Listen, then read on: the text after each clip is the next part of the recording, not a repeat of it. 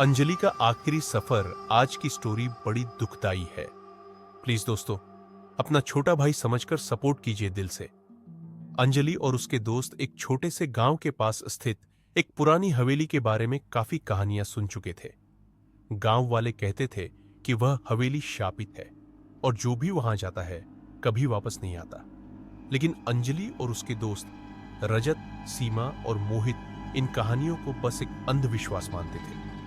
एक रात उन्होंने फैसला किया कि वे उस हवेली में जाकर सच का पता लगाएंगे। अगले ही दिन वे चारों हवेली की तरफ चल पड़े। हवेली गांव से कुछ दूरी पर एक घने जंगल के बीच थी। जैसे जैसे वे जंगल में घुसते गए, चारों के दिलों में डर की हल्की हलचल होने लगी। हवेली की हालत खस्ता थी। छत पर धूल और जाले लटके हुए थे। दीवारें दरक चुकी थीं और हर जगह सन्नाटा पसरा था।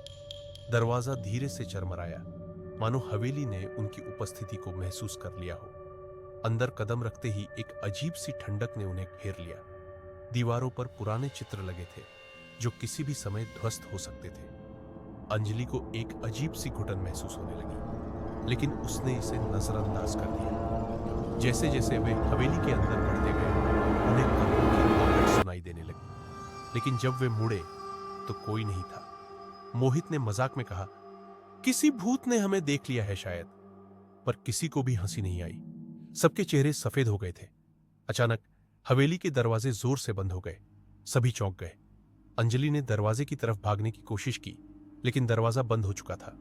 सीमा की आंखों में डर साफ दिखने लगा। रजत ने कहा, यहां से निकलना होगा, कुछ गड़बड़ है। वे सभी अलग अलग रास्तों की तलाश करने लगे। तभी अंजलि ने एक कमरे के कोने में एक पुरानी डायरी देखी। उसने उसे उठाया और पढ़ना शुरू किया। डायरी एक लड़की की थी जो इसी हवेली में रहती थी। आखिरी पन्ने में लिखा था, अगर तुम ये पढ़ रहे हो तो तुम्हारे पास बहुत कम समय बचा है। यहां से कोई भी जिंदा नहीं। अंजलि ने घबराकर डायरी बंद की और बाकी दोस्तों को दिखाया। तभी हवेली के हर कोने से फुसफुसाने की आवाजें आने लगी। दीवारों पर लगे चित्र जैसे जी उठे थे। एक एक करके वे चारों के सामने आकर खड़े हो गए। चित्रों की आंखें लाल चमकने लगी और उनकी हंसी हवेली के हर कोने में गूंजने लगा। मोहित ने भागने की कोशिश की, लेकिन उसके पैर अचानक से जड़ हो गए। उसकी आंखें चौड़ी हो गईं और वह एक ठंडे पसीने में भीग गया। अंजलि उसकी मदद के लिए दौड़ी, लेकिन तभी कमरे का फर्श दरकने लगा। अंजलि और मोहित दोनों नीचे की मंजिल में गिर गए। रजत और सीमा ने उन्हें बचाने की कोशिश की, लेकिन जैसे ही वे उस जगह पहुंचे, एक अदृश्य शक्ति ने उन्हें पीछे धकेल दिया। अब उनकी सांसें तेज हो गई। अंजलि और मोहित गायब हो चुके थे। नीचे अंधेरे में अंजलि ने खुद को एक अजीब से कमरे में पाया, जहां चारों ओर कंकाल बिखरे पड़े थे। मोहित उसके पास नहीं था। तभी उसे लगा जैसे कोई उसके करीब आ रहा है, लेकिन कोई नहीं था। फिर अचानक एक ठंडी सांस उसकी गर्दन पर महसूस हुई। उसने चीखने की कोशिश की, लेकिन उसकी आवाज घुट गई। उसी समय ऊपर के कमरे में रजत और सीमा ने भी अजीब हरकतें महसूस की। हवेली की दीवारें अब खून से लथपथ लगने लगी। उनके सामने अंजलि की छाया उभर आई, लेकिन यह अंजलि नहीं थी। उसकी आंखें खोखली थीं और चेहरा भयानक लग रहा था। वह धीरे धीरे उनकी ओर बढ़ने लगी। सीमा ने डर के मारे चिल्लाया और भागने की कोशिश की, लेकिन दरवाजे ने उसे रोक दिया।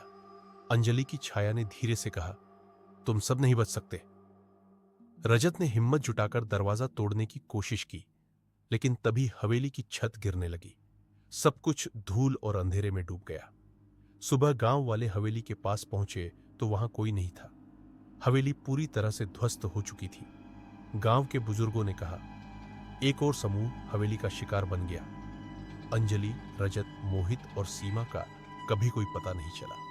लेकिन कहते हैं, हर रात हवेली के खंडहरों से अब भी उनकी चीखें सुनाई देती हैं।